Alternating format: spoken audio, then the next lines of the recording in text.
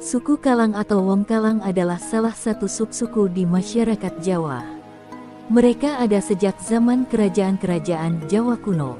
Tetapi karena satu dan lain hal, mereka dikucilkan oleh masyarakat mayoritas saat itu. Pengucilan tersebut yang mengawali sebutan Kalang. Kata Kalang berasal dari bahasa Jawa yang artinya batas. Lingkup sosial orang-orang ini sengaja dibatasi atau dikalang oleh otoritas atau masyarakat mayoritas waktu itu. Orang Kalang sengaja diasingkan dalam kehidupan masyarakat luas, karena dulu ada anggapan bahwa mereka liar dan berbahaya. Istilah Kalang pertama ditemukan dalam prasasti kuburan candi di Desa Tegalsari, Kawedanan Tegalharjo, Kabupaten Magelang, yang berangkat tahun 753 Saka 831 Masehi. Jadi diduga, suku ini telah ada sejak Jawa belum mengenal agama Hindu. Menurut mitos, orang Kalang adalah maestro pembuat candi yang secara fisik berbadan kuat dan tegap. Ada kemungkinan berasal dari Khmer atau Kamboja di mana orang kuat di negeri tersebut diterjemahkan sebagai manusia Kelang. Di mana seperti kita ketahui candi di negeri Khmer mempunyai kemiripan dengan candi di Jawa. Setelah Hindu masuk, Wong Kalang semakin tersisih oleh sistem pengastaan karena ketidakjelasan nenek moyang mereka. Orang Kalang pun dipaksa tinggal di daerah-daerah pengasingan, seperti pantai yang berpaya-paya, tepi sungai, lereng-lereng gunung yang tinggi, serta tanah-tanah tandus. Sebagian lainnya hidup nomaden dari hutan ke hutan. Lingkungan yang keras itu menempa mereka menjadi pekerja keras. Sehingga, pihak otoritas kerajaan Majapahit waktu itu memanfaatkan tenaga mereka untuk proyek-proyek fisik berskala besar, antara lain sebagai penebang pohon, juru angkut, terkadang juga prajurit tempur di medan peperangan yang didatangkan dari sekitar Gunung Lawu, yakni Desa Kalang Kabupaten Magetan. Disebutkan dalam buku Javans Nederduits Woordenboek bahwa Kalang adalah nama sebuah etnis di Jawa yang dulu hidup di sekitar hutan, dan mereka diduga memiliki asal keturunan yang hina. Antara lain karena dianggap keturunan kera atau anjing. Secara fisik, menurut Peter Johannes Vedt, orang Kalang memang memiliki fisik yang lain dengan penduduk setempat. Mereka lebih mirip dengan suku Negrito di Filipina yang berkulit legam dan berambut keriting. Orang Kalang juga dianggap pendatang dari Kedah, Kelang, dan Pegu pada tahun 800 Masehi. Dengan sejumlah perbedaan fisik dan latar belakang tersebut, orang Kalang memilih hidup memisahkan diri dari pemukiman warga lainnya. Akhirnya, oleh otoritas kerajaan Hindu saat itu, mereka dicap tidak memiliki kasta kaum paria. Semakin besarlah jarak di antara mereka dan masyarakat umum. Sebab dalam sistem kasta, orang yang tidak berkasta tidak boleh berhubungan dengan orang yang berkasta, sekalipun itu orang dari kasta terendah Sudra. Kendati demikian, hubungan kerja tetap terjalin sesekali. Namun, karena karakter orang Kalang yang keras, liar, dan berbahaya, sering terjadi hal-hal yang tidak diinginkan. Antara lain pembangkangan orang Kalang, sebagaimana tertulis dalam penelitian Heri Santoso. Dikisahkan dalam buku Perlawanan di Simpang Jalan, kontes harian di desa-desa sekitar hutan di Jawa, 2004 orang Kalang melakukan aksi penebangan kayu secara liar. Lantaran asal-usulnya yang simpang siur dan jumlah anggota masyarakatnya yang sedikit, suku Kalang sering disalahpahami orang. Itulah mengapa, pada zaman dulu, mereka cenderung dihindari dan dikucilkan di Kalang.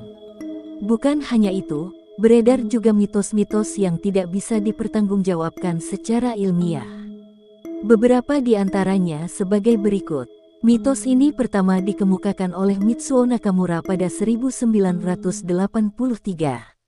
Antropolog Jepang itu mengatakan bahwa orang-orang Kalang dulunya adalah tawanan yang ditangkap oleh Sultan Agung dari ekspedisinya di Bali pada awal abad 17.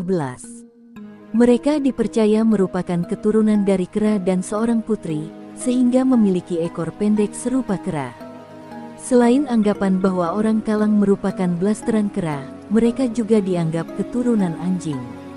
Orang Jawa memiliki anggapan yang berbau takhayul bahwa Wong Kalang merupakan anak hasil perkawinan antara seorang perempuan dengan seekor anjing. Anggapan itu sebenarnya juga bukan terbentuk dengan sendirinya. Dalam Gegumbregan Gegalungan, upacara yang sekarang sudah jarang dilakukan oleh masyarakat Kalang, terlihat sekali ekspresi dan simbolisasi gerakan yang meniru perilaku anjing. Antara lain, partisipan upacara merangkak seperti anjing. Hal ini dilakukan agar apa yang diinginkan dapat dikabulkan oleh leluhurnya. Anjing dalam sistem upacara galungan tersebut dapat juga dimanifestasikan dalam wujud patung kecil yang diletakkan di depan orang yang merangkak tadi. Pada era Majapahit, komunitas Kalang ditugaskan untuk menjaga hutan agar tidak kemasukan penyusup yang membahayakan kerajaan. Alasannya, orang Kalang dianggap sakti. Selain itu, dengan kesaktiannya, mereka juga dipekerjakan sebagai pembuat candi. Konon, Wong Kalang mampu mengangkat batu yang sangat besar. Ketika berperang melawan suku Dayak yang dikenal sakti pun Majapahit banyak membawa tentara Kalang, sehingga akhirnya memperoleh kemenangan besar. Dengan jasa-jasa ini, Majapahit memberikan kaum ini penghargaan. Namun lantaran sifat liarnya, penghargaan tersebut kemudian dicabut. Masyarakat Kalang kemudian kembali dilepas ke hutan. Mereka beranak pinak di sana, hingga akhirnya satu persatu keluar dari hutan dan membaur dengan warga lokal di Jawa. Seiring dengan perkembangan zaman dan tidak berlakunya sistem kasta, orang-orang Kalang sudah banyak berbaur dengan masyarakat lainnya, baik dalam pergaulan sosial maupun pernikahan. Suku ini sudah diterima dengan baik di Indonesia. Demikian pula sebaliknya, suku Kalang juga dapat menerima orang-orang dari luar sukunya. Orang Kalang saat ini banyak tersebar di Provinsi Jawa Timur, Jawa Tengah dan daerah istimewa Yogyakarta, seperti Magetan, Cilacap, Adipala, Gombong, Ambal, Petanahan, Kebumen, Bagelen, sampai wilayah Yogyakarta. Namun, di kalangan internal, tetap saja ada pembagian golongan, yaitu Kalang Obong, golongan Kalang dari laki-laki yang berhak untuk mengadakan upacara Kalang Obong, ritual ikonik suku Kalang yang sudah ditetapkan menjadi warisan budaya tak benda pada 2018. Kalang Kamplong, golongan Kalang dari keturunan perempuan yang tidak berhak mengadakan upacara obong karena dianggap tidak murni lagi, dengan alasan suaminya berasal dari luar Kalang. Sejak puluhan tahun, banyak di antara Wong Kalang yang sudah menjadi muslim dan menjalankan syariat-syariat Islam. Meskipun kebanyakan dari mereka masih setia menjalankan upacara-upacara tradisionalnya. Beberapa di antara ritual mereka yang masih dikerjakan hingga hari ini seperti Kalang Obong, Obong Mitung Dino dan Obong Mendak, Gegalungan Gegrumbegan, Nyayuti, dan sebagainya. Upacara-upacara semacam ini sebenarnya memerlukan biaya yang tidak sedikit. Namun, hal ini tetap dipandang perlu dilakukan, karena tujuannya untuk mengumpulkan kembali anggota suku Kalang yang tersebar di berbagai penjuru Indonesia, sekaligus mengikuti amanat leluhur mereka. Ada pula orang Kalang yang sudah melepaskan identitasnya. Mereka tidak melakukan ritual-ritual khas kaum Kalang lagi dan tidak khawatir akan terjadi sesuatu pada dirinya.